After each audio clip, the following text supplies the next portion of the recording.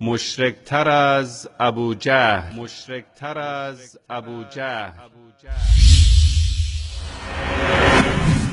ابوجهل و ابولهب و امیه بن خلف و دیگر رهبران مشرک مکه معترف بودند که هیچ خالقی جز الله عزوجل نیست.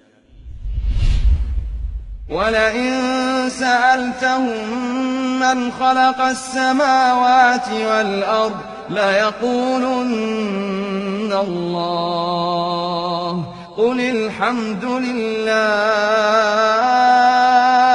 بل أكثرهم لا يعلمون.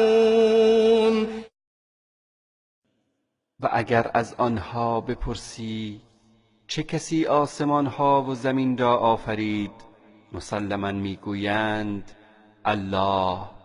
بگو حمد و ستایش مخصوص الله است، بلکه بیشتر آنها نمیدانند.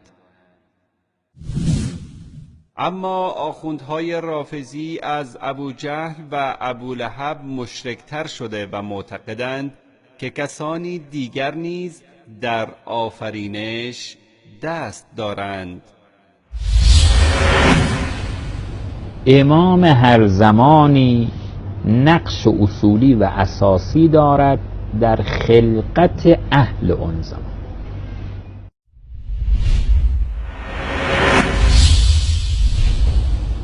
امام هر زمانی نقش اصولی و اساسی دارد در خلقت اهل آن زمان.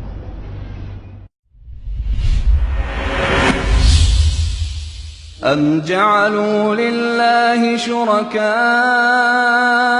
خلقوا كخلقه فتشابه الخلق عليهم قل الله خالق كل شيء وهو الواحد القهار.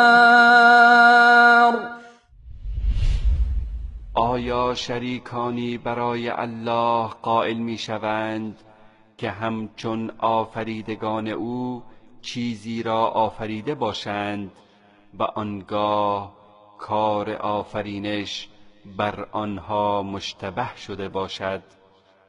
بگو الله آفریننده همه چیز و یگانه قهار است.